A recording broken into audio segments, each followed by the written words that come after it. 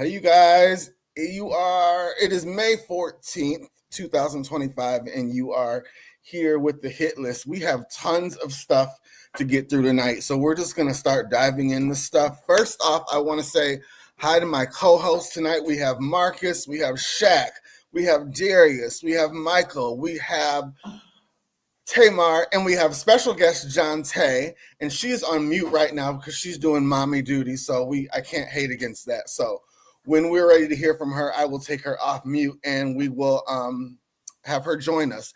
But first off, before we get into everything, how was everyone's weekend? Darius, first, before we get into everyone else, I want to jump to Darius. I want to tell him congratulations because our brother held an event last week or the week before. I'm losing track of time. And I was not able to make it. I wanted to go, but it looked like it was amazing. And just hats off to you. You hosted an event with T.S. Madison and Craig the Writer Stewart. And I just want to tell you that we're so proud of you, everything you're doing down in Florida. And it looks so much fun. Tell us about it.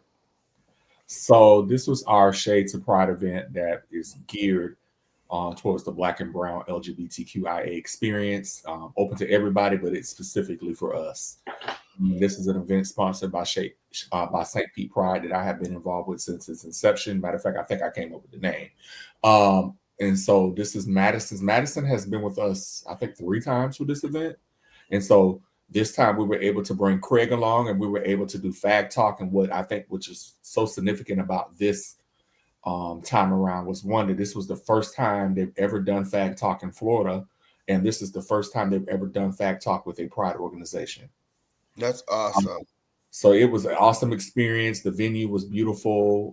I went through a lot the day before the event, and I just want to give a special thank you to Madison and a very special thank you to Craig, because Craig came in the day before. We had a little minor emergency. Craig jumped in there with me, and he didn't have to do that, and we got it solved. And it was just a beautiful event. When I tell you the people that came out, we had a celebrity comedian, Akeem Woods, who was also with us. Just see the talent that is on display in our community, the diversity that is on display in our community. It was just a real beautiful thing. And it wasn't just Black folks there. It was white folks there. It was Puerto Ricans there. It was everybody there. Everybody and their mama was there. And so it was a great event. Well, I'm proud of you. I saw our brother King Jives was there too. You guys are all, I love your relationship that you two have. I love that you include him in everything that you do. And we have to start doing that as a community and as content creators. And, we need to, it's enough room for everybody out here to eat.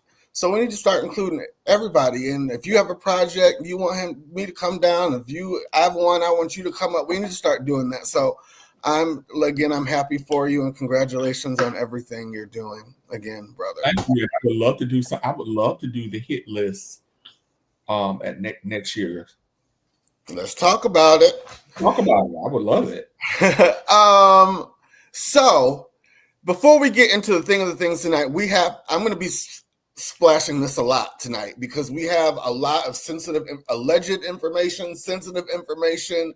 Copyright disclaimer: under Section 107 of the Copyright Act 1976, allowance is made for fair use for purposes such as criticism, comment, news reporting, teaching, scholarship, education, and research.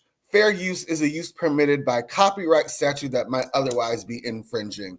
I had a full weekend too. Me and Hector, we don't get to do a lot because he's always working like 6 days a week. So me and Hector just had a couple of days where we just hit the town and we're tourists and went to Wrigleyville and went shopping and just went out to eat and stuff like that. And then you guys know my sister from another Mr.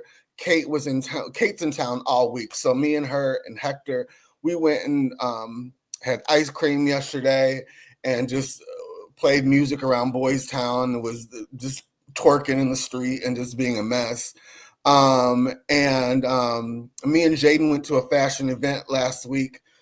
No, it was Sunday night we went, and then it was Detox was there, and we got a chance to meet her, and it was really cool. So I had a fun-filled weekend as well. So everybody always calls me an old man, that I'm always in the house, but contrary to popular belief, I'm not. I get out sometimes. and spiffy up. So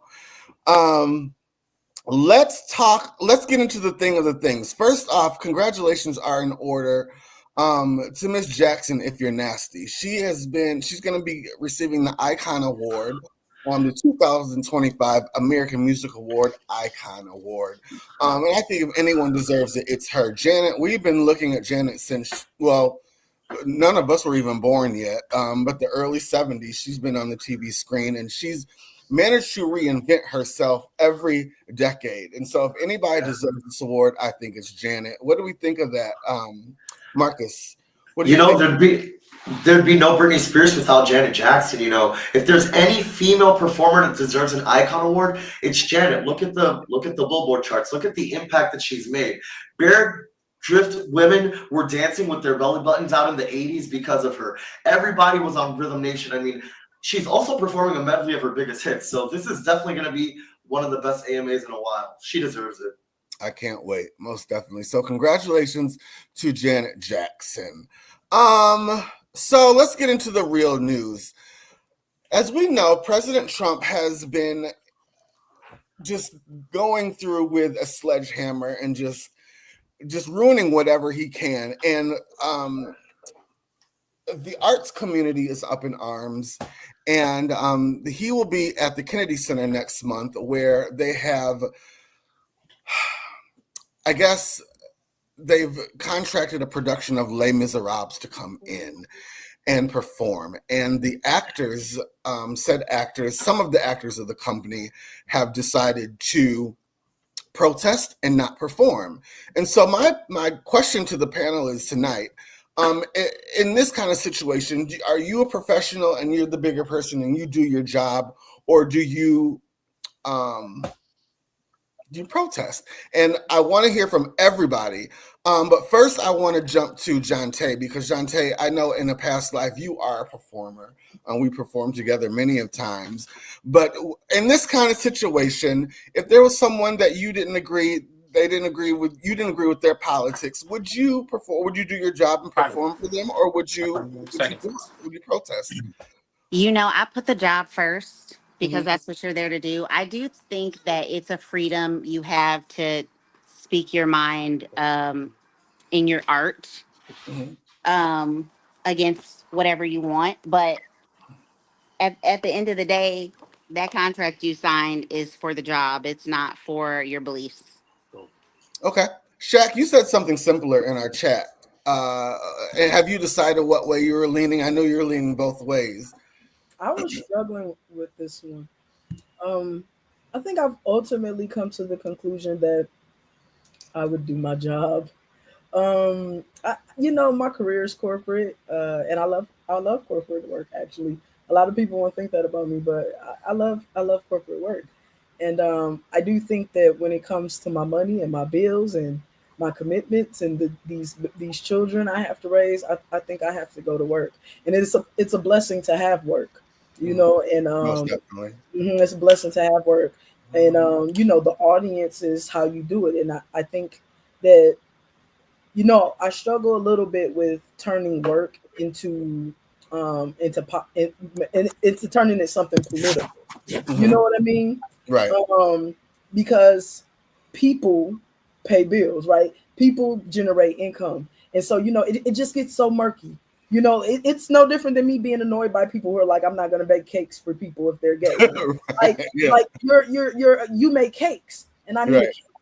Who cares who's eating it? And so I think that keeping that in mind, it has to work both ways. It has to work whether you like people or not, whether you support people or not. Like, you have a job to do. So I also think, though, that I'm not going to lose sleep over people who decide to rebel.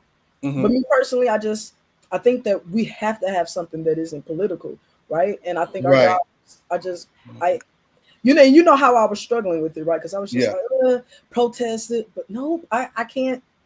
Nope, I'm just not that radical. I think we go to work and we do our job. At the end of the day, I am a performer because I love it.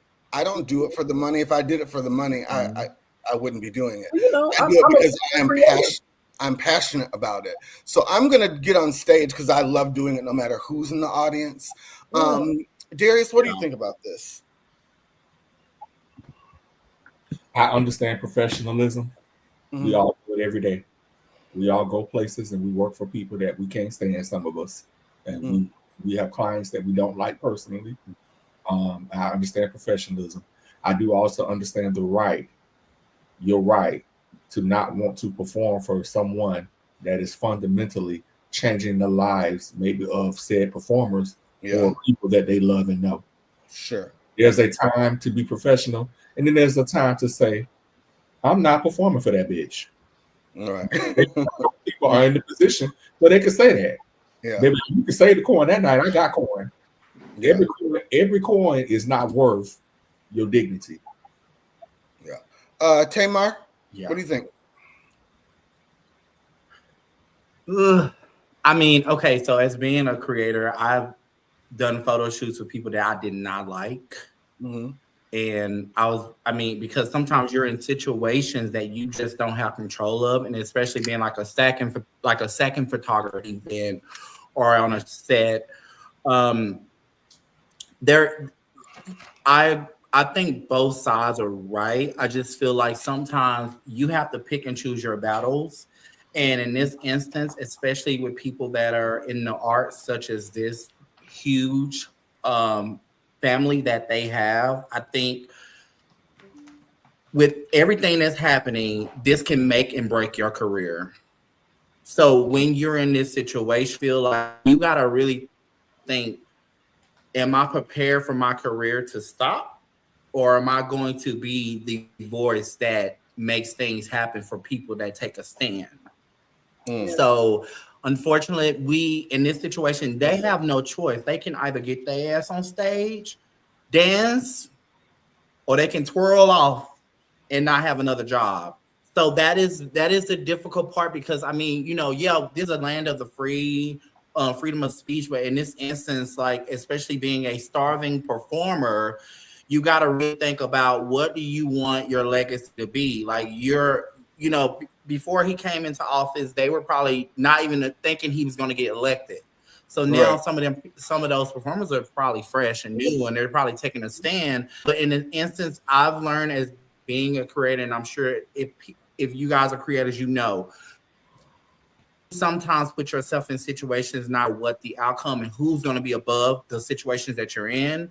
But when you're a creator and you're trying to get yourself out there, you have to do certain things that you don't agree with. And until you're in a place where you can say something and say, you know what, if I don't do this, my career's still going to stick. You just got to go with the flow. And unfortunately, that's the situation with those people. And I wish I was watching something on CNN with a panel, and they was talking about this story. And then somebody said that moment for them to get up there on stage is for them to make a statement. Like they can go up there and just really give it their all. And you just never know who else is going to be in the audience watching, regardless of who's there that you don't like. Somebody in the audience could be there. This person really performed their ass off. Let me pull them out of here, take them. You don't know what God has in store for you. So it's hard to say, because you either gonna. You guys are all wrong. You need to protest. You all are wrong. We're creators. This is the reason that we're creators. We need to speak our voices. This is the entire reason. This is what Rosa Parks is think about. I got children, bro. Like, and you know what? And this is why we need to take the stand so our children don't have to deal with this. You can take a stand if in this situation. You can't take a stand. At the same time, when you are an up-and-coming performer in the arts, you're going to be in situations that you're not going to agree with, and not saying that you're being not, and it doesn't mean that you're physically getting attacked, but there's going to be sometimes when you're performing for someone you just do not like, and you still got to give it there, and you still got to get your all, and you still got to perform. Yo, you can protest, but you got to be prepared for what the protests come along with it. I believe in curated experiences, but I agree. I totally agree with you. I agree with you. I agree with you, Marcus. And say who can and can't come. But when you are working for other people, like in a situation like this, I just don't know that it makes as much sense. I also think it's a time for us to show the other side that we do have dignity, because we're talking about the same guy who didn't go to the inauguration because he lost. We always show that we have dignity. We always show we have dignity. We need to get low just like them. We're always the ones who are like, you know what? Let's extend the olive branch. Let's do this. Fuck that. I'm not performing. Take your ass down the street to the strip club and leave the Kennedy Center for people that really love the arts. He's just doing this as a stunt. I think Melvin in the comments, he has a point. I can't knock someone who expresses themselves, just be ready for the backlash. And that could go either way. So if you don't perform, be prepared for what could happen. You could get fired, or be prepared for something good to happen. Either way, something good or bad could happen. So yeah, I don't want to spend too much time. We have so much to get into, but I did want to touch on that. Michael, do you have anything to say? I was hoping Michael was going to say something. Let me bring it home. I was waiting for him. My first instinct was like, what a silly flippant thing. This is the president, do your job, right? But then I took a step back, and it honestly occurred to me, I have never tried to earn a dollar. I've never earned a dollar where I've had to compromise my own morals and values, ever. And I'm not an artist, but I'm just saying, as an attorney, as a business person, anytime it's felt off to me, I've walked away. So honestly, I guess if I was in that situation, and I did feel very strongly about President Trump and some of his policies and whatever, I would be one of the ones to say, you know what, 2 middle fingers, and I'm not coming to work today. I don't really care about the consequences. There's also an added layer here, though. When you have artists who don't want their art being associated with the candidate or whatever, that's common, right? This is a situation that's different, though, because these are like contracted actors for a troupe. So they don't really have control about what their kind of management company or whoever does the book. They didn't get to decide what the gig is. So it's a little bit different in that way. And I think that adds a little bit of color, to this situation as well.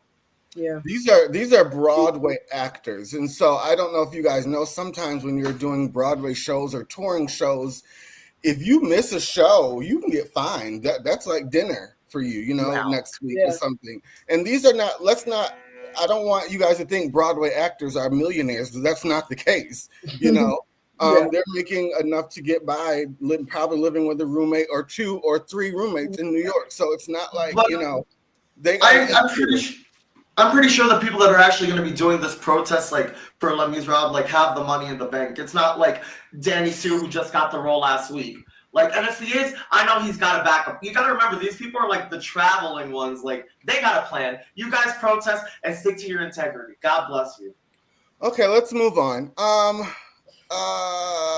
respect everyone's opinion. I wasn't cutting you short, Michael. I just want to, Marcus, I want to move on to the next subject. So, Tory Lanez was stabbed 14 times, including 7 wounds in his back, 4 to his torso, 2 to the back of his head, and 1 to the left side of his face. Both his lungs collapsed, and he was placed on breathing apparatus. He is now breathing on his own, despite being in pain. He is talking normally, in good spirits, and deeply thankful to God that he is pulling through. He also wants to thank everyone for their continuous prayers and support. But at the same time when this broke, news broke quickly after. His legal team alleges that the rapper was stabbed shortly after news outlets contacted Megan Thee Stallion's team about their new information, which says the Megan Thee Stallion, I guess they're saying Megan Thee Stallion's ex-best friend, Kelsey Harris' bodyguard, has reportedly come forward stating that Kelsey fired the gun. And so I asked Michael today, what does that mean for this case? Is that something, what does this mean, Michael, now that this new information has come out? Yeah, so after, he's already convicted, he's already doing his time. First of all, just horrific, what had happened to him. And I'll take a moment and kind of say, this highlights a greater problem I think we have in our own criminal justice system that we kind of continuously turn a blind eye to. But there's a lot of violence that goes on, and it's not right. Mm-hmm. I don't know about this implication that maybe, it's more than coincidence that this attack came after Megan Thee Stallion's team got some new information. Mm-hmm. But if we're talking about what one can do, in a situation where there's exculpatory evidence that could maybe get your suit tossed out. Normally it's a motions practice. So his attorneys would file a motion to get that judgment vacated and tossed out. Maybe it goes, back to trial at some point on different charges. But, effectively, if evidence is not there to warrant vacating this judgment via this type of a motion, he would be set free. But that takes some time, though, right, Michael? It doesn't happen overnight. It does take a little bit of time, yes. Okay, that's what I thought. Shaq, what do you think about this? I do not support abusers. I don't support abusers. Does that mean I've been sitting around thinking, yeah, somebody should go in prison and stab him up? No. But also, I don't support abusers. So when I hear about bad things happening to abusers, I'm just like, oh, Okay. Darius? Those are my thoughts. I feel that the Department of Corrections does have an obligation to keep him safe. There's a legal obligation to keep him safe because he is in their custody. So this situation, as horrific as it is, it may work out to his advantage because what they have shown is they can't keep him safe. I never thought of it that way. So what does that mean in that situation, Michael? Not being safe in prison, unfortunately, doesn't get you out of prison. It just gets you in a different type of prison. Okay. Marcus. Rock Nation. Do we really think? Never mind. We'll get into that later with the Diddy stuff. Yeah. Okay. Anybody else? Tamar, you have anything to say about this before we move on? I mean, that was mic drop. Rock Nation. Boom. I think I agree with Michael. I think, especially in this situation that he's in, he should have been put in a different space because, you never know who in prison have issues with people that abuse women. You just don't know the situation. So I think especially with him being such a high profile case, he should have been in a different space. And just the system in general is not good. The prison system is not good. It's not safe. You just don't know who you can rub the wrong way, who he has rubbed the wrong way in prison that knows who somebody. It's unfortunate and it's sad, but it's just also that is kind of hard because his situation. So I don't know. It's just and not to cut you off, but a lot of Megan Thee Stallion fans are in prison, so that could be another reason. Yeah, he's in prison. Who? Men behave badly, then they get in prison and they continue to behave badly. I don't think. Yeah, but it's a lot of Megan Thee Stallion fans in there too.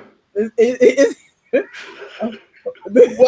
the person and the offender in question who did this, I don't think was a Megan Thee Stallion fan. He was already spending life in prison for something he had did. So unfortunately, you run into people like that who are in there for life and they have nothing to lose. So why not, try to end someone else's life? And he had a bounty on his head. Right, and Tory Lanez, he's a head. Tory Lanez was a hothead, and he probably was inside there doing the most. And you can't just walk up in spaces and not saying that. I don't know if this is, but just me watching him on social media. The music he did, he was a hothead.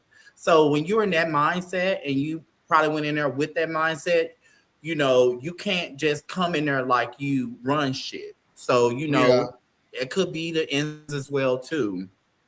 Well, my prayers go out to him and everyone involved in this, and I hope he gets to feeling better. Jail is not somewhere you want to be when you are not feeling well. So, again, prayers out to him. Moving on. So, that ain't jail, baby. That's prison. There's a difference. Yeah, prison. He'd probably got hurt sooner in jail. Jail's rough. Yeah. Moving on. So, Brandy sent me this story last week, and I had seen it all over Instagram, but I really didn't pay attention to it. And so, Brandy actually sent it to my text message, and she's like, "Ashleigh, go watch that."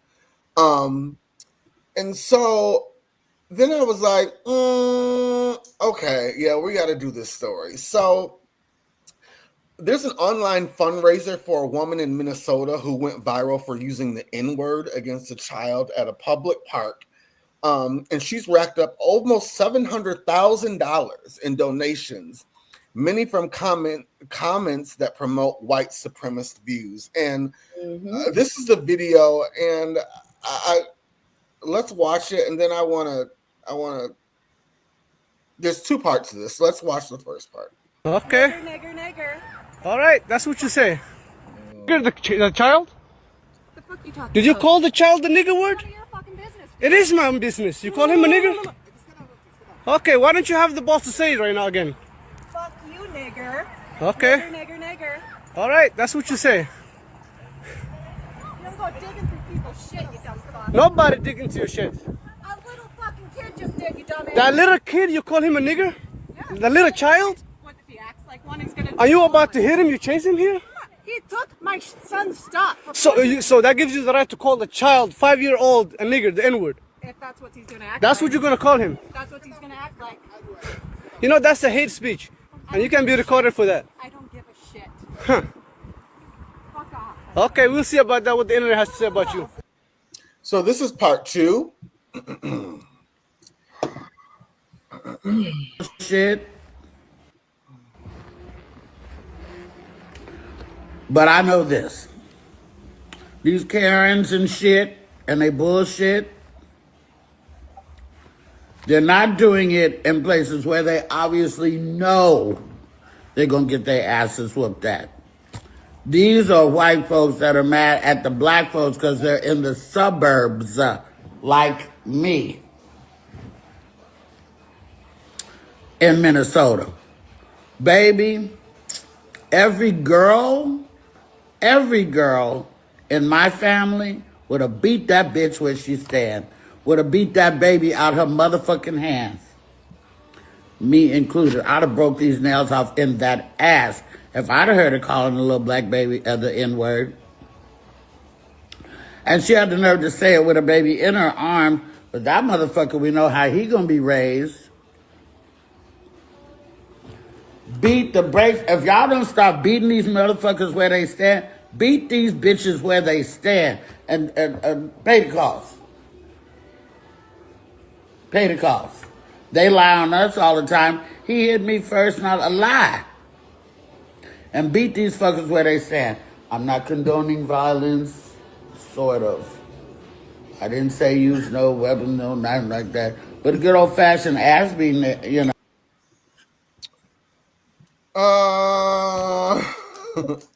Darius. So these kind of situations resonate with me because I'm from the deep South, and I have seen and grown up with experiences like this. Mm-hmm. And I had a mama that didn't play the shits. Mm-hmm. My mama was like, "Have you ever seen The Color Purple?" She had that Sophia mindset. Beat him, baby. She put a ball of a fist and knock the hell out of you. Oh, you know. And so the word nigger, it still has a lot of power that we give it. It has power that it really doesn't have. Mm-hmm. But because it was thrust upon us as a people, mm-hmm. in somewhere in our ancestors' psyches, it sunk in, and it is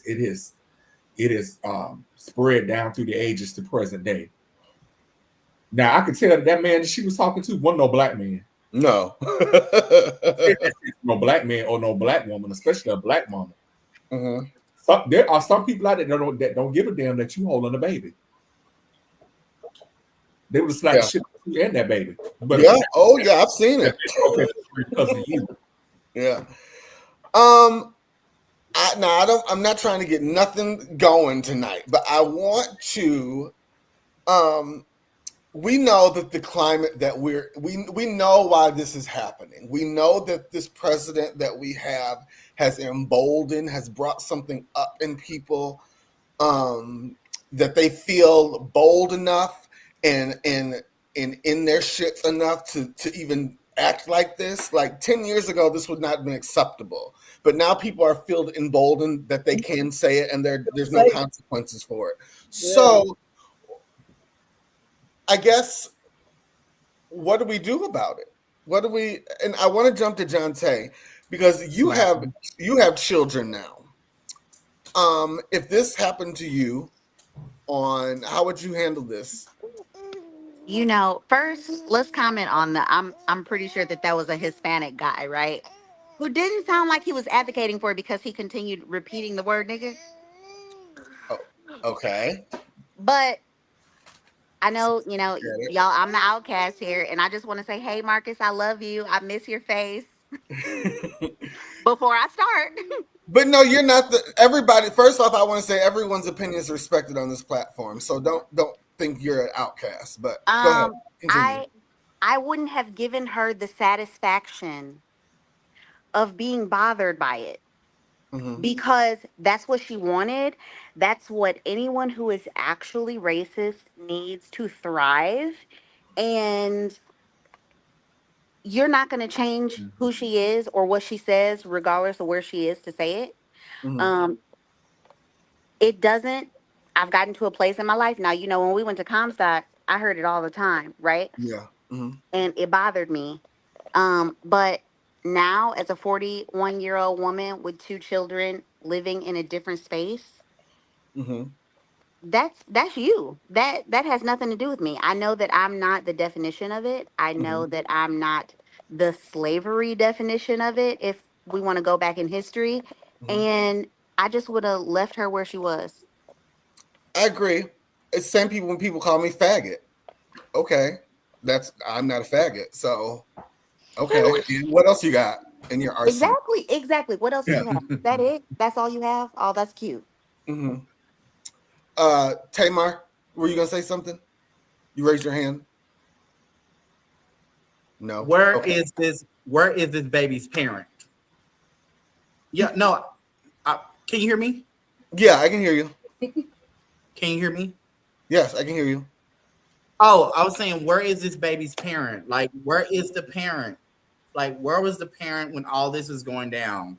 I agree. I don't even hang around people that say this word. Like, none of my friends say it. For me, I don't say it. I agree with John Tay. I don't personally get offended when someone says it, because it is not something that I believe that I am. So I'm not in spaces where I hear that word, because I don't even allow myself to be in that space. But like you said, climate we are in, that we're going to hear it. It's going to get worse and worse and worse. And you know what? We're probably going to get called it, because guess what? He's making it very, very, very important message by saying, like, y'all can go out there and say what y'all want to say, because he does. And his followers, the cult people that follow him, they do whatever he says. So, I heard the slang word for that word. So when they say that word, that's what they're saying. And so I feel like as that kid is getting older, and we didn't see the parent, we don't know the trauma that kid has now with hearing somebody say something vulgar, very vulgar to them as a kid. It is that. Also, in the climate we're in now, a lot of people are not going to take it. And I mean, I agree with both. Like what's her name? What's her name? The comedian said, back in the day I was growing up, my mama was like, you don't come home, if you get your ass whooped, you go back out there and you fight. Right. That's the type of climate I grew up in, where my mom did not play that. And my mom you talked crazy to her child. She came outside. She said, what did you say? Run up, get done up. That's how my mentality was. So I think right now, we're gonna get a lot of run up, get done up, and a lot of people are going to start standing up for themselves, because it's going to get worse before it gets better, and that's the reality. But I just feel bad for that child, because that child is a kid and is going to have to live with that a little bit. So yeah. I want to go back to what Darius said. In the comments, he says people need to understand everyone isn't evolved as John Tay. This situation could have gone another direction. That's very true. Definitely. how do I say But it didn't. So she got lucky. Yeah, because if you were if you were on the south side of Chicago, Okay. and she probably would have reconsidered doing it there. What'd you say? I think she probably would have reconsidered doing it if she was there. This Right. woman So everyone's not as involved. Let me tell you. Go ahead. I'm from South Dallas. I'm from South Dallas. I'm from the hood of Dallas, Texas. Tamar, you need to go out of the room and come people back don't play in, that shit out there. You run out there and you do.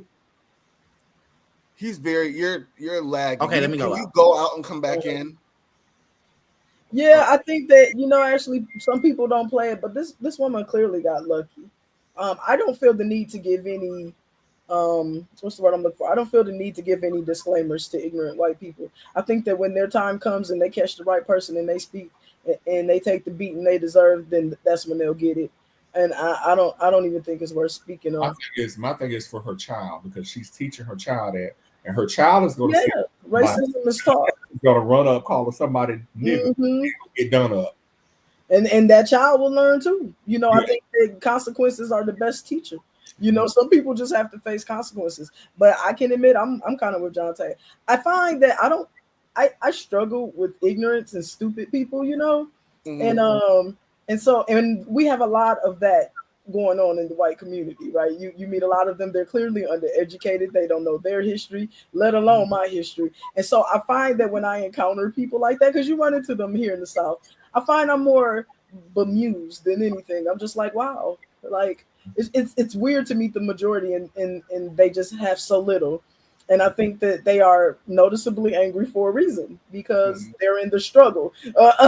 And so when I personally encounter people like that, and it's rare because I tend to just move in just more more evolved circles, and I find it odd when I encounter them. But on the few times that I have over the years, I've always been more than like, I find that I just don't think it's worth a response. I find it a little beneath me, and I find them to be odd. But I'm also the person who when white people walk past my car, I lock my doors. So I try not to encounter too much. I want to jump to Michael really quick.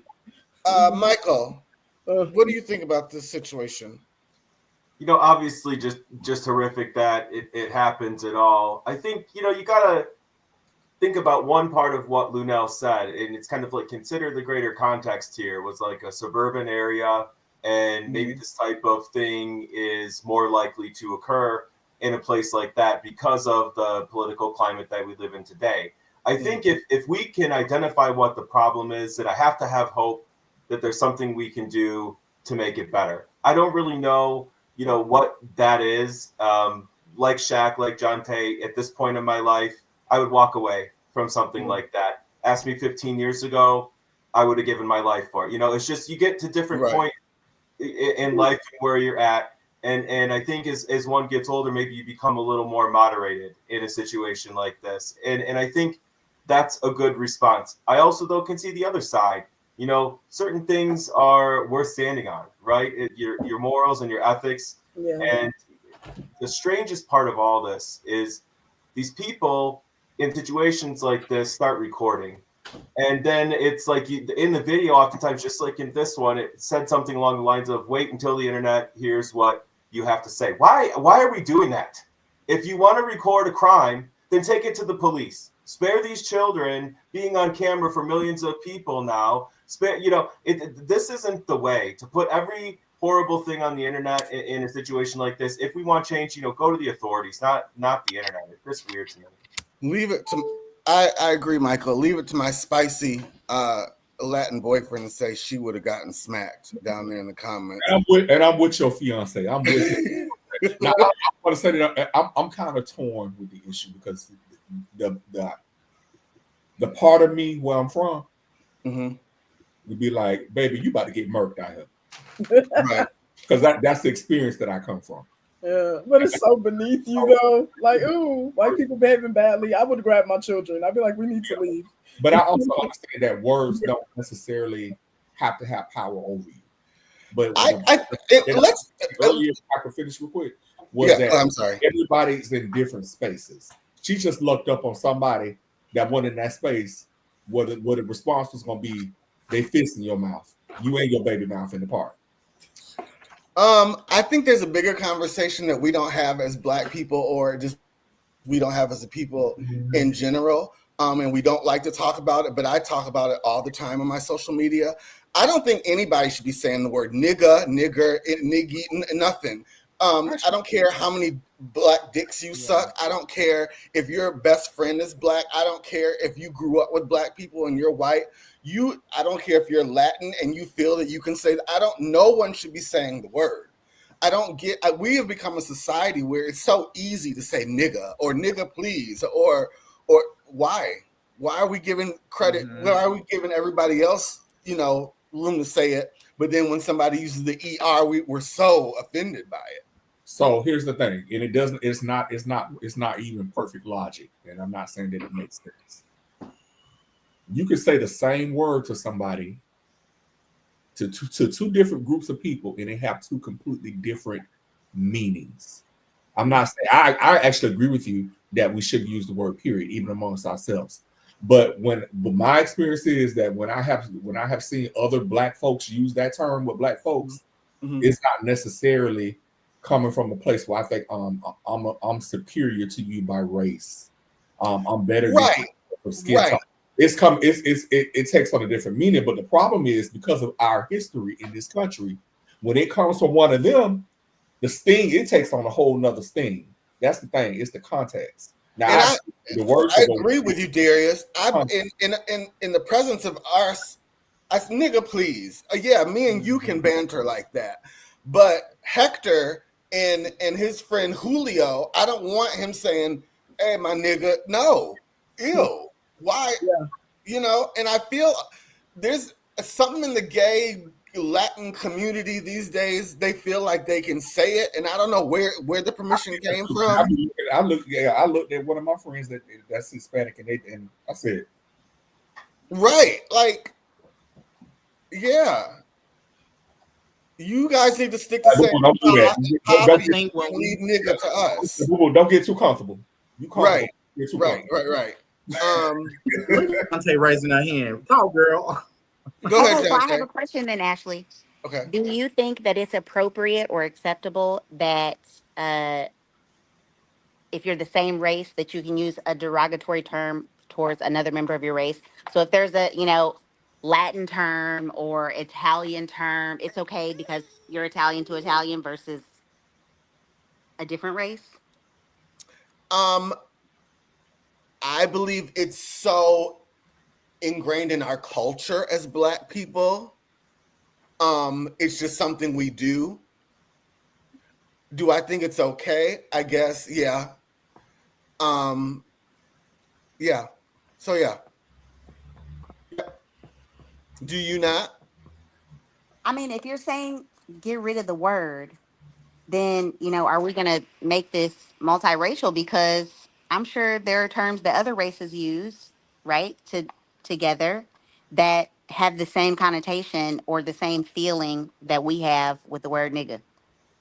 So if we're going to get rid of that word, then are we getting rid of, okay, every race, regardless of whether it's, the same race or against race, they shouldn't be saying those things too? Because that's just one in a bucket of plenty, I'm sure. Yeah. Does that make sense? This is slippery slope. You start talking about this, and then we. It makes sense. It makes sense. It does. I ain't worried about what other people saying to each other. I just know what you shouldn't be saying to me. How about that? Yeah, I agree. It's just one of those. It's just one. Go ahead, Tamer. It's one of. Can you guys hear me? Yes, we can. Okay, I just think it's just one of those difficult conversations because there are so many different cultures that use so many different words, and to us, if you're not part of that culture, then you don't know the meaning behind that word. But when it comes to that, it's hard for me to be talking to my friends out in public, and then I'm saying the N word or whatever the culture I am, and I'm saying that word, or if I'm rapping it in my music, and I have a large fan base, that fan base is gonna eventually say that word. And so I got to be prepared for people to use that word because, you know, sometimes when people start saying certain things, they say it over and over and over again. And it starts becoming very apparent that people are going to say it over and over again. So then it just moves through the culture, all through the culture. Very so good it's hard. Yeah, it is. I have a question. Marcus, I know you're biracial, correct? Okay. Who else on this panel, I don't want to assume, is mixed with anything? Is there anybody else? Okay. So, Marcus, does it make you feel any kind of... Okay, so when you're around your Black family, and they say it, does it make you feel awkward or does it make you feel any kind of way? He's muted. Go ahead. You're muted. My Black family doesn't utilize that word, so I don't really. Okay. Yeah, like I consider my growing up is like I'm half Cuban and half Black. My mom's Cuban and my dad's Black, so my Cuban side is like "Que pasa USA," and like my Black side's like the Huxtables. So like when I'm with like the Black side of my family, it's very like they don't. Oh my God, I'd get my ass beat if I said that word around them. But, you know, devil's advocate, when I'm like hanging out with like my friends in the city or something, like, yo, my nigga, what's up? And they're like Puerto Rican, but they grew up with all Black people. So do I feel a certain type of way? I personally don't. But if I see a white person do the same thing, I would feel some type of way. But since I grew up with them, it's a different feeling for me. So it really depends on how you grew up, where you grew up. But there's a lot of different factors. Hold on. Rewind that. Rewind that. You said your. Rewind that. Okay. You said what? Your Haitian friends? Puerto Rican. Puerto Rican. Okay. Yeah. That's what I'm talking about. I don't think anybody that's not of Black descent should be using that word. Okay, but let me talk now. You guys, let me talk now. But let me tell you something. But if a Puerto Rican person that grew up in an inner city with predominantly Black people as their friend, can I finish? Yeah, you can finish. Predominantly Black people as their friends, and they're listening to, let's say, Tupac, who everyone listens to in the neighborhood, and every other lyric that Tupac sang is "My nigga, I'ma fuck you up. These niggas nigga." You're gonna get mad at me because we're listening to the same music and the same songs for the last 10 years, and I said "nigga" in front of you. That's an issue you need to deal with yourself. No, it's not. It's not. It's an issue. No, it's not. An issue that you have to deal with. No, it's an issue your culture has to deal with because you feel comfortable. But that is his culture. That's his culture.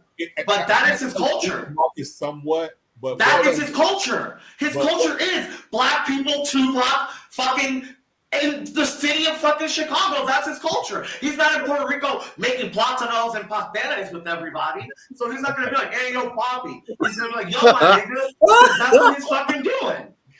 Darius, what were you gonna say? So I do agree with Marcus to a point. Because you have certain groups of people that maybe grew up in the same neighborhoods, had the same experiences, listened to the same music, hung together, that when they use that word, it may seem all right to them.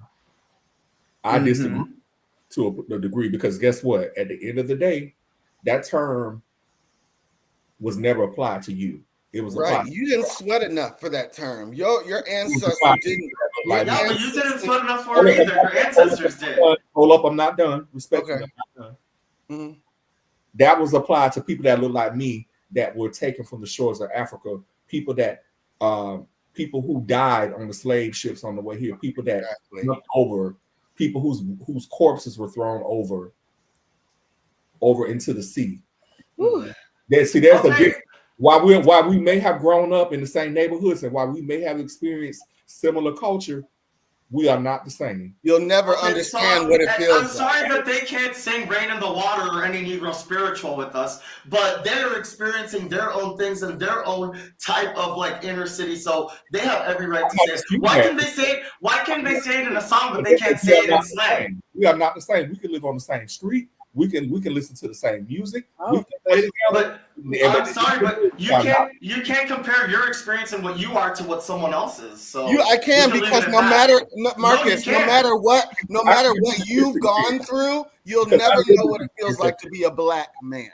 No matter what you've gone through, yeah, you'll never have the experience. I'm not saying you. I'm saying them. They'll never understand it. Right, so, but you don't know a black Dominican person from New York that's mistaken as a black person. They understand what you're going through.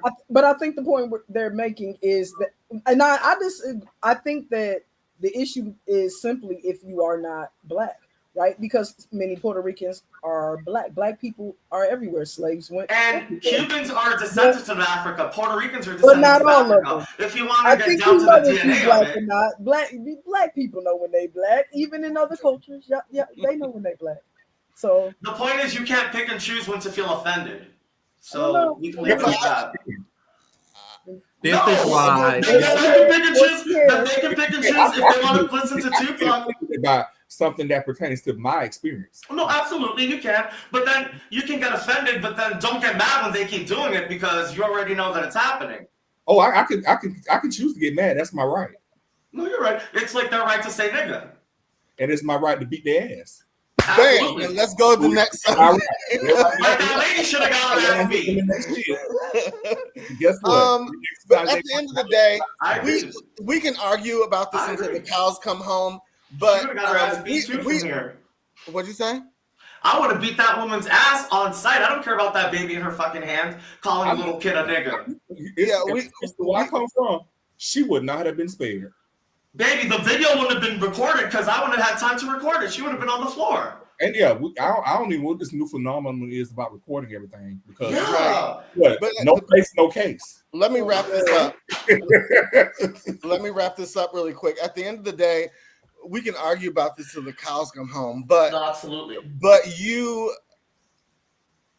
being black, we just seen at the Met Ball. They want everything to do with the culture. It makes money. We're influenced with sports, fashion, music, dance, everything. So they want the culture until it's time to be the culture for the hardship. Yeah. So I agree. All right, so let's move on. We got to get to our next one. We're gonna have to skip some stuff because the Diddy case started this week, and I've consulted with our resident attorney and our legal expert, Michael. I just sent him everything because I didn't even want to get. It was too much for me. But I do want to break it down. Let me see how I want to do this. Where are we, Michael? Yeah, what's going on, Michael? We have one story first to go into that, and then this story has to do with that. So I'll be sure. I don't know if you were an 80s baby or a 70s baby, you might know him. Great. These new kids don't know him, I'm sure. But he is an R&B star from the 90s. And he has just released a tell-all book about his experience with Diddy adopting his son Quincy, who is fine. But Diddy, if you guys know, Diddy has always claimed Quincy as his child. That's something they've been saying since he was born. Diddy was involved with Albie Shore's ex-wife Kim Porter, who is Quincy's mother. I know I'm doing a lot. Are you guys still with me here? Yes. Okay, so Kim Porter is she's late Kim Porter. She's no longer with us. And there's something shady to say about that too. But he has recently released a book. I think it comes out this week, and he has been on. I don't think it's a coincidence that he's been on the talk show circuit the same time as this trial has started. And so I want to watch the video clips, and then we will get into the Diddy trial from here. You had the liver transplant, you had the tracheotomy, I mean, all that stuff that went on. Multi-system organ failure. Yeah, 60. Right. Have they figured out what happened yet? We will. No, I mean, have the doctors medically, like, what happened to you? Yeah, because you just collapsed, right? Yeah, so, just mysteriously out of the blue, which We do talk about it in the book. Yes. What that, I want to get into that. what that process is. But, yeah, so it's been quite a journey. And as I said, you know, even as it relates to writing the book, I went through almost, you know, more than a decade of being scrutinized and clowned by law enforcement, them telling me, you need some help. Sex trafficking? Really? What's wrong with you? No way. You know, not realizing that they were also working for the situation. So listen. Because you were hinting, saying, posting. Yeah. I get calls, take it down or else, so on and so forth. But this is about Diddy, so let's be clear for everybody that doesn't know. Diddy, who's about to, his trial's about to start. Yeah, yes. They're selecting a jury. But you were on this train years ago. Yes, many, many years ago. I posted some information that was, you know, basically trying to save my life. And thank goodness to my ex, you know, the wonderful Kim Porter, the late Kim Porter, who, you know, kind of warned me all along the way to, you know, just kind of watch your back, so on and so forth. And I didn't understand why. Because of Diddy. Basically. Do you believe that she died of pneumonia? Absolutely not. Why? What evidence do you have? She was in the best of health. We just saw each other prior to her passing. We were actually celebrating our son's new Netflix Christmas special. On November 15th, 2018, supposedly from complications of pneumonia. However, she was just 47 years old, and there's no evidence she had any underlying conditions. A shocked and devastated Diddy spotted at the home where his ex suddenly and mysteriously died. Her good friend Kimora Lee Simmons appearing inconsolable at the house. 47-year-old Porter's body found after a desperate call to 911. EMS 14 respond with engine 76 on scene of the cardiac arrest. Of course, many people thought this was highly suspicious, and one of them was Kim's ex-husband, Al B. Sure. In July 2020, Al shared a since-deleted video of himself and wrote, "I just found this footage from the morning I learned of Kim Porter's murder and how it ripped the soul from my physical body. I do know very clearly that Kimberly didn't just check out all of a sudden over pneumonia." Al B also added the hashtag, "Don't let the love songs fool you," seemingly referencing Diddy's tributes to Kim. And then in November 2021, Al B posted a throwback photo with Kim and claimed she told him she was running and he advised her to call the FBI. Al B also added in the comments, "You would never believe what she went through." And get this, just months after he posted this, Al B was hospitalized with multiple organ failure and spent 2 months in a coma. He managed to pull through. However, he's been very silent since then and stopped mentioning Kim in public. And that's where we are now at the Diddy trial. Starting, I think Cassie was on the stand yesterday, correct, Michael? And today? Yes, and that is kind of where it's at. Interesting lead in. I will say this. What you just showed is really not related to the trial. No, it's not.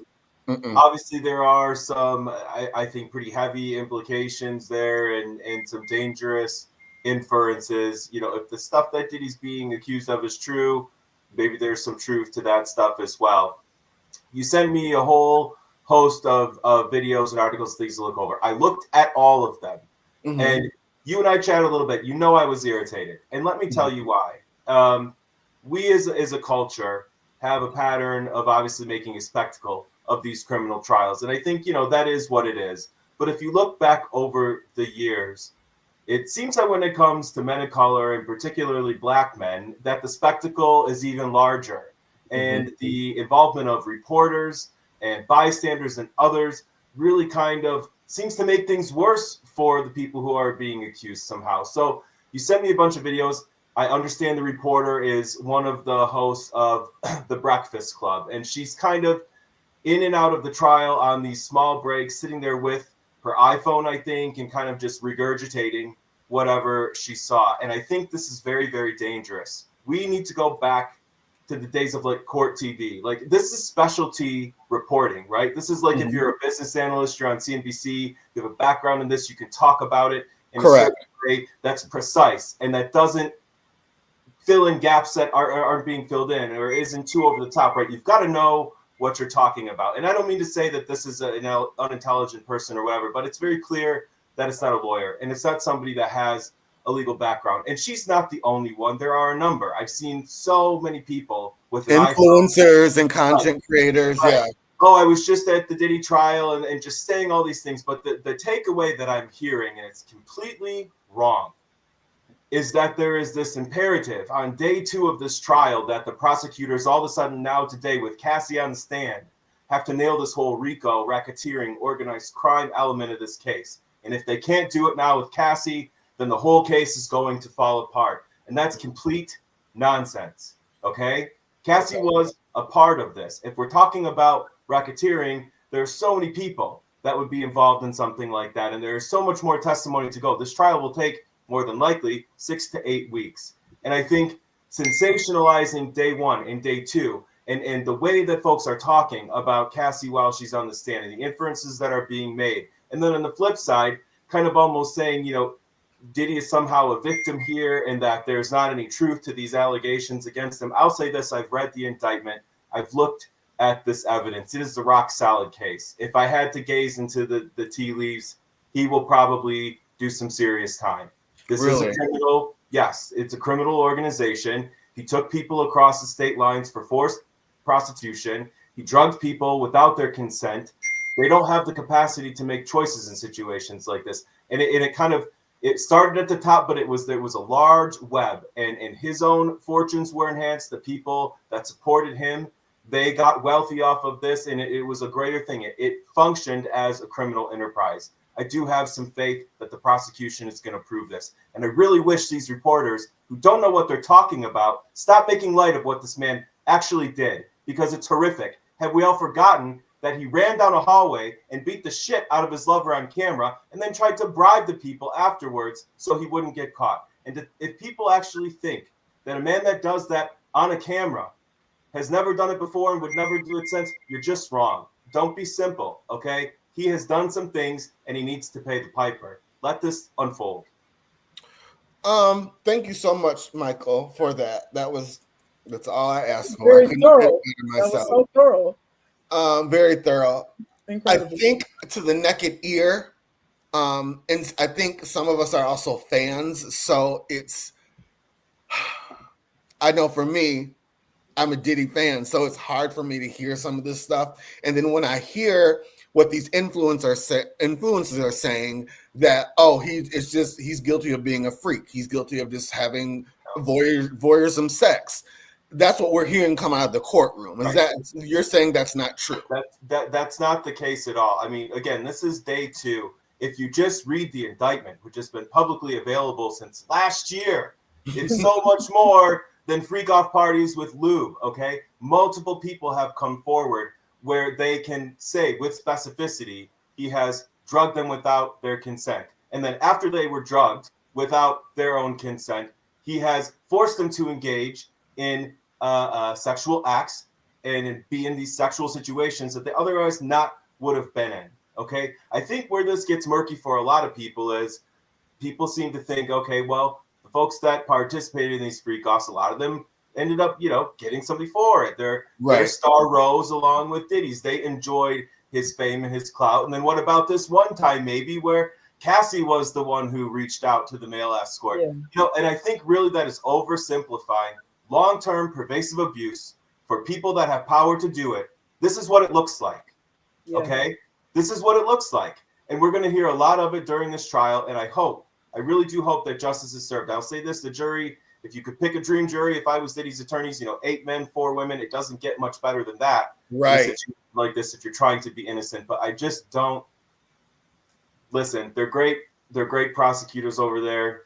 These types of charges, racketeering, it's a heavy case. It doesn't get brought if they don't have the evidence to prove it. I'll say that. They have a very, very, very high success rate across races, across income demographics. These are cases they bring when they can win them. Michael, I want to say, are you familiar with Sunny Hostin of The View? She used to be a prosecuting attorney. Yes. I guess she was in the courtroom today, and she said Cassie is just the first on a long list. Very long list. Let me see what she said. She said the list consists of Cassie Ventura, Kanye West, Kid Cudi, Prince Harry's on the list, Mike Myers, Michael B. Jordan, Young Miami, Cuba Gooding Jr., Bishop T.D. Jakes, Justin Bieber, Chris Brown, 50 Cent, Travis Scott, Ty Dolla $ign, Future, Tory Lanez, French Montana, Lil Baby, Meek Mills, just to name a few. Yeah. Those are just the famous folks, you know, not even including all of the people that actually experienced some of the things that he's, you know, probably going to get in trouble for. Again, it's day 2. This is probably going to take 6 to 8 weeks. And I really do hope that whoever is reporting on, like, don't go to your influencers for this. Like, put on the real news. I know people are skeptical of that, but like, get the facts here. You know, this is already getting blown way out of proportion. Before we, we're gonna spend probably all summer talking about this, you guys. So we don't need to all go in tonight. But what do we? I mean, just from what people have been hearing, I know, like Michael said, we've been hearing from these influencers, so it's not necessarily true. What are you guys? What are your feelings? And not everybody all at once, but Darius, do you have any feelings about what you're hearing out of the courtroom thus far? Yeah, it's absolutely horrific, and to think that the trauma that Cassie had to experience going through and reliving all this in real time. Even for those jurors, did you see? I mean, I'm sure the looks on some of their faces. How could you not hear these things and not be moved? This man is beyond evil. I don't know what to say. I mean, who I truly feel sorry for is his family. I feel sorry for his mother and his daughters, for them to have to realize that their daddy is a monster. And this is what he thinks about women. What do we say to the people who are saying, and I'm guilty of this because I've been saying it all week. At some point, she liked what was going on. I'm hearing a lot of that. Because she was with him for 10 years. I've heard in some situations she was contacting these people. Even on the stand, she said it. She did it a couple times. There are many mental health professionals. What'd you say, Shaq? There are many mental health professionals speaking on this. There are educated voices in this conversation who are happy to inform people about what abuse does and about what long-term abuse does to people. In addition to the power imbalance, in addition to the age imbalance, in addition to the financial abuse and all these different things. And, you know, even Cassie herself on the stand speaks of blackmail.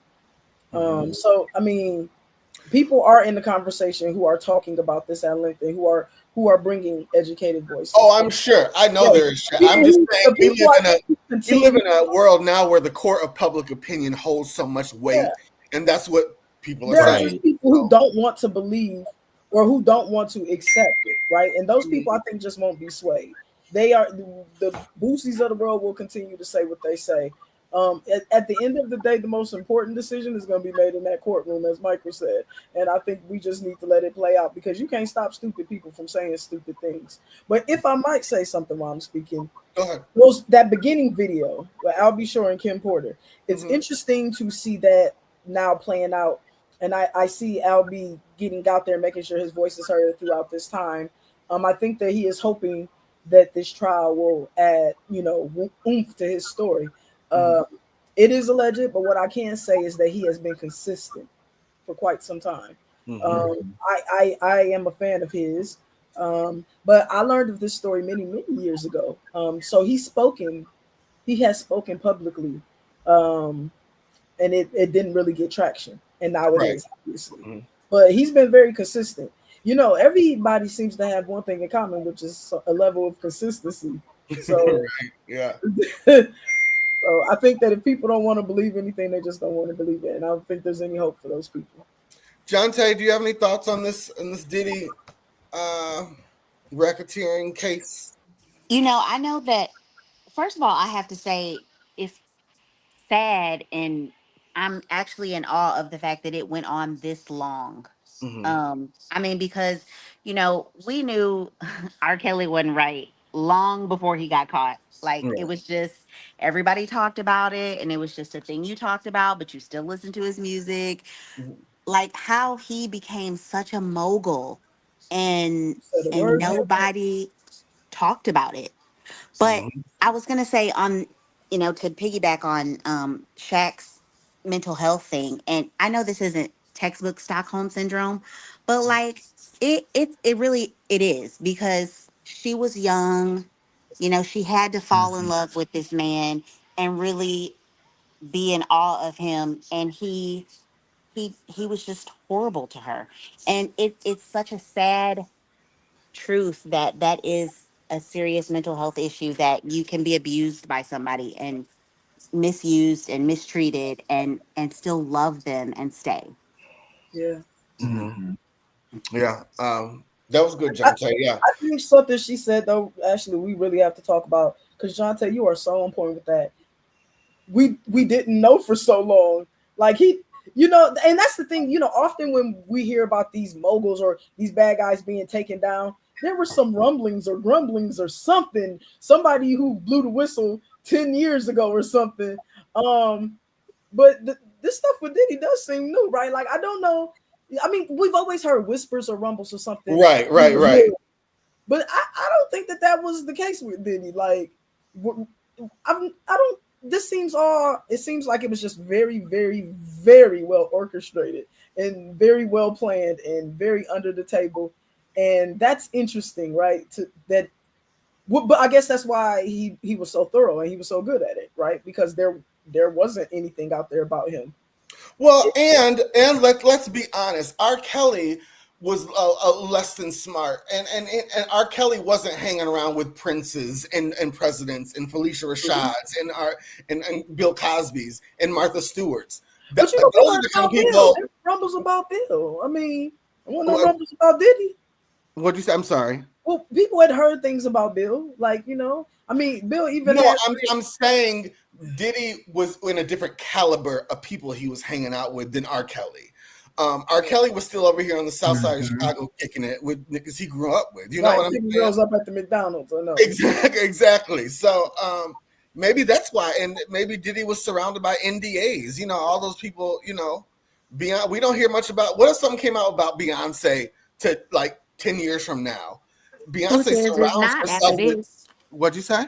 Who says it won't after this? That's what I'm saying. I'm saying nobody's she surrounds herself with NDAs and a different she's a unicorn. We can't get to her, so it's different than your Young Miamis or your what I'm saying. You get what I'm saying? I'm not. No, but I do. I there's a better level of sophistication. I get it. But the most I had ever heard of Diddy over the years was that he had like some freaky parties. But as you, like Michael said, if you read in the indictment, you're like, whoa, that's wild. That's something. Yeah. Well, like I said, they said this case will probably be as long as Young Thug's case. So we'll be talking about it well into the fall. So let's get to Fashion Files. We ready? Something a little bit not so as dark. Yeah. So you guys, I never thought I would be saying this, but Candy Burris has been killing it. She's hired a new stylist. Here she's wearing Sergio Hudson and Ralph Lauren. She's been in New York on the press tour. I love this. She looks rich. It's Ralph Lauren, so it is rich. Is this a yay or nay, Shaq? Oh yeah. Okay. It's giving lesbian tingles. Michael, yay or nay? Burris murder, but otherwise, yay. Darius? Yay. Marcus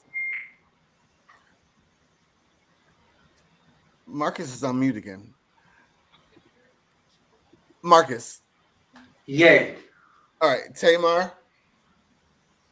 Yay. All right. Here we have his name is Justice. I can't think of is it Justice Smith? He is wearing Valentino by Alejandro Michel. It's a yay for me. Shaq, yay or nay? I'm trying not to look at his hair. Okay. I don't get it, but I like the blue and I like the color palette, but I don't really get it. No, I don't. And what's going on with them shoes? I don't understand. They're Valentino.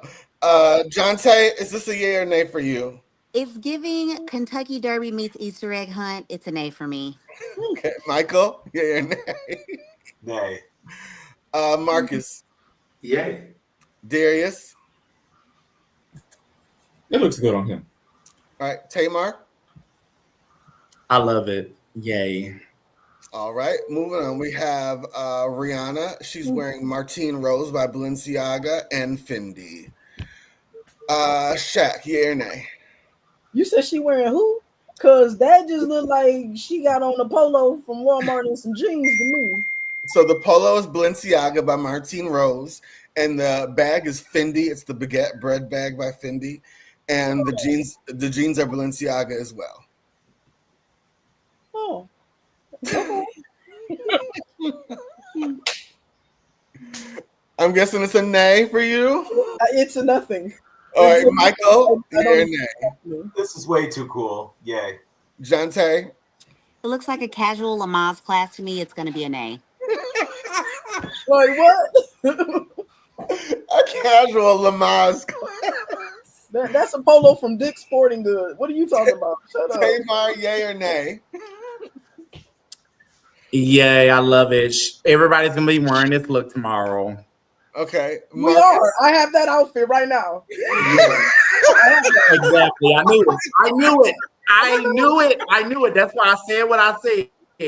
You got the outfit in your closet, so you're gonna be wearing it tomorrow. Yes, and my hat is blue. It has one of those little animals on it, but it's the same thing. It's the same Marcus, thing. yay or nay? Yay. Darius. I thought she was a crew driver. You guys are funny tonight. You really It's a nail though. Okay. Moving on. We have Fantasia and Adam. I cannot say his name. Adumeus. Shaq, yay or nay? Well, now you're making me think. I think I like it. Yes. Michael, yay or nay? This is more like No. Everyone is doing this. I mean, come on. No, it's terrible. All right. Jante, yay or nay? It's a reverse Janelle Monáe, and I actually kind of like it. Okay. Darius. Get on the Marcus. Yay. Tamar. Who is this? I'm sorry, Michael. Yay. Okay. All right. Moving on. We have Tiana Taylor and Scarpelli. Shaq, yeah or nay? I wore an outfit similar to that when I was about 3 years old, but I didn't look as good as she does in it. Okay. I'll give her a yes. Jante, yeah or nay?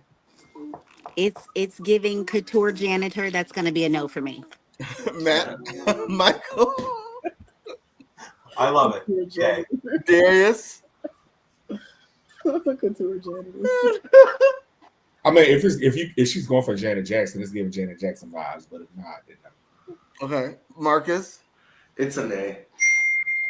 I think that girl look good. Tamar, yay or nay? Yay. She can come clean my house any day. Okay, moving on.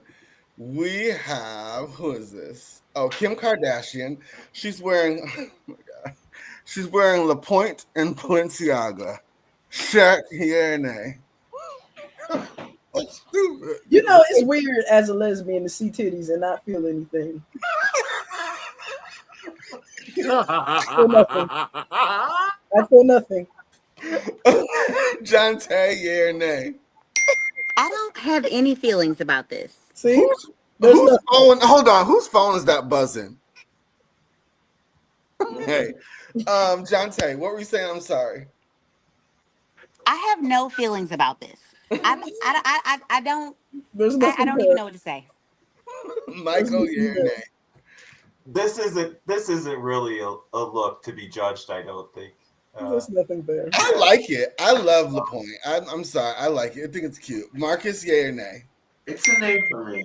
Darius? No. Okay. Tamar? Oh no. You guys are so funny tonight. Okay, moving on. We have St. Chris and my favorite designer. He's in Willie Chaveria. Shaq, yay or nay? I don't know what's going on, but he looked fly. Michael, like yay that. or nay? Nay. Darius, yay or nay? Nay. Tamar. I love this. Yay. John Tay. Winning, yay. Marcus. Yay. All right, moving on. Oh nope, that's not. Yay, double yay. Double yay. Double yay. We have Y'all this see my is big fan? Darren. This Talk about actually this is Fantasia's stylist, Milo Hampton's stylist, Nene Leak's stylist, Candy Burris' new stylist. He's wearing Willie Chaveria as well. Shaq, yay or nay? Yes, he is a yes for me, and everybody he dressing is a yes. Michael, yay or nay? Nay. John Tay. Does anybody remember Jinko jeans? It's kind of giving that, but Yes, they're back, baby. The wide legs are back. it's still a yay. Yes, John Okay. Tay. Marcus, yay or nay? Yay. Darius Nay. and Tamar. Yay. Okay.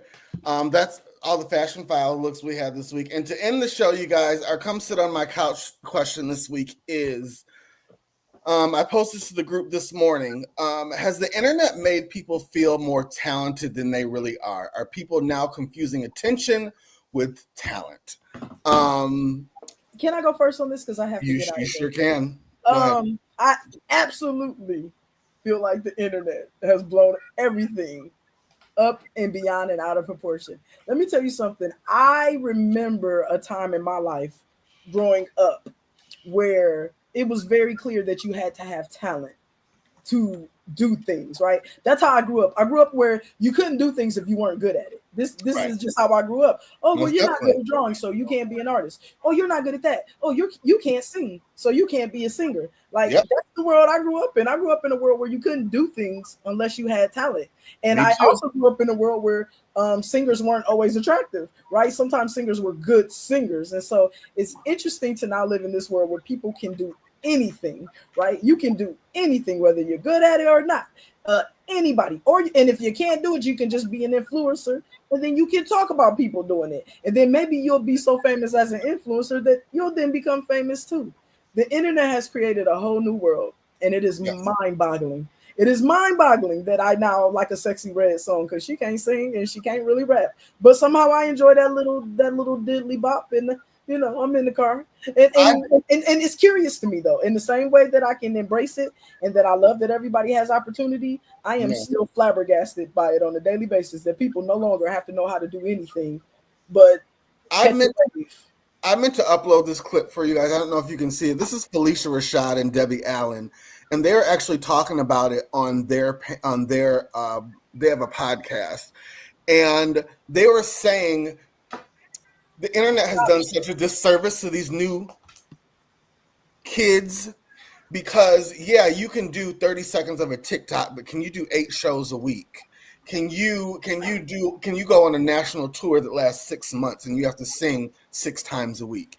These new kids coming up that do just 30-second clips, they don't have that. They don't have that endurance, and I think that's what's missing. They haven't paid dues, and that's missing. I know we sound old, but it's what I grew up. I wanted to be an actor, so I had to pay my dues, and I had to know how to do this stuff. John Tay, what do you feel about it? You're also known as practice. Known as practice. Yeah. You know, I'm going to play devil's advocate here, though, and say just as much as it's the internet, it's like us and like the labels. And at this point, people that are buying this product are like, oh, well, how many followers do they have? And, you know, what kind of attention are they getting? How many streamings do they get?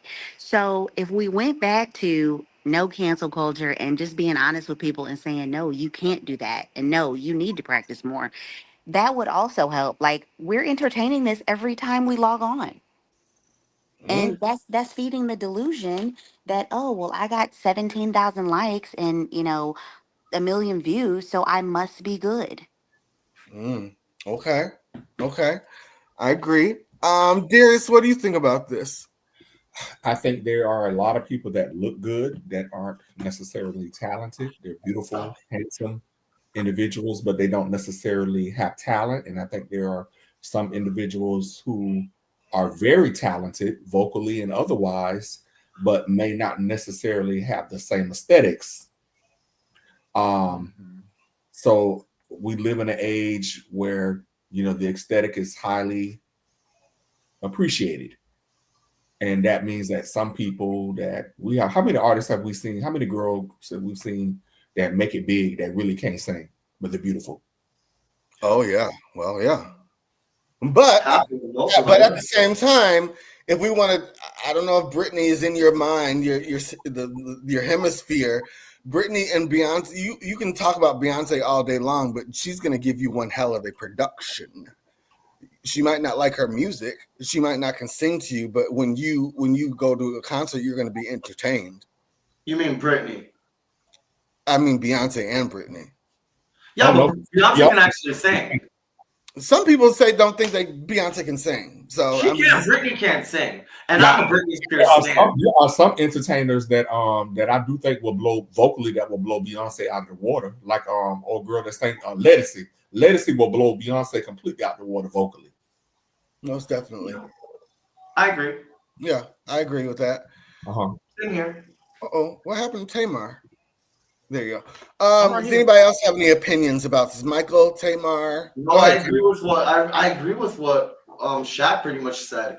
It's so easy to get the likes, but can they back up the likes? It's a perfect example on RuPaul's Drag Race. One season, they casted this queen who on Instagram, she was beautiful, but I'm not going to say any names, but she used a whole bunch of filters. So when she got on the actual season, her makeup looked all fucked up because she didn't know how to really do it because all she had was all the filters. So on the stage, they're like, bitch, who the fuck are you? And she's like, you know, so I never really looked like that. And that was just a proven fact of like, damn, internet really doesn't always translate to real life. And that was a perfect example. And she got eliminated because the filters weren't there to help her with her looks. She really had to pull the looks off. And it's just like you said, Ashley, to back that up, those other queens paid their dues. They were learning how to paint. They were at the shows at the bars till 3 a.m. waiting to perform. They were working for tips, you know, that's, you know what I mean? So they paid their dues, the same as these stars and these celebrities, you know, they went to those auditions. They got turned down 7 times before they got that one role. You know, they know what that real passion of that pain is, as opposed to someone that goes viral in 2 minutes, gets $3 million and blows it like 2 months later because they didn't really know like the value of it. You know what I mean? So it's just, unfortunately, we're living in a time right now where it's people don't value anything. It's just a quick buck. It's instant gratification, not just like in life, but like in anything. They're just trying to get it fast. No one wants to work for it anymore. Tamar, do you want to end? Yeah. I think, can you guys hear me? Yes. Okay, cool. I think it's also with social media now, I think, especially with TikTok, it's all about who you know. I mean, the thing is a lot of easy moments and a lot of easy spaces because TikTok, if you get on TikTok, you join the right family. Because I mean, especially when they go live and stuff, they add you to families. Like on Bigo Live, a lot of people went live on Bigo and they've become successful because of that.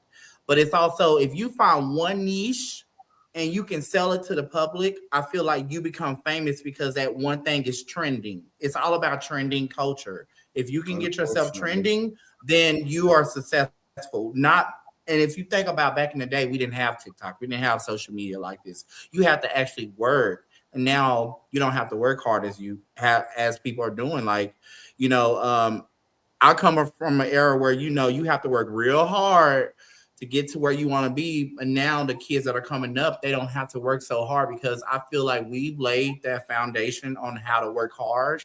And it's been such easy because you have AI, you have all these different things that are just making things easy from all the things that we've done. So I don't know. I think, I don't know. It's becoming very apparent that if you find one thing and be in the right room at the right time, that you can actually get successful and you don't have to work hard anymore. I agree with you, Tamar. Well, that's the end of our show. I want to thank everyone, all of our viewers. Please like and share.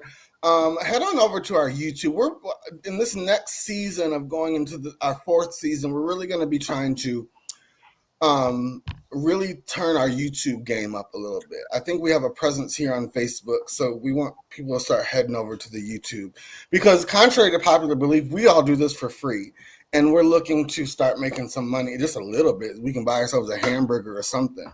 So we love you. Thank you for watching. Please like and share, and we will see you soon. Peace. Love you. Bye.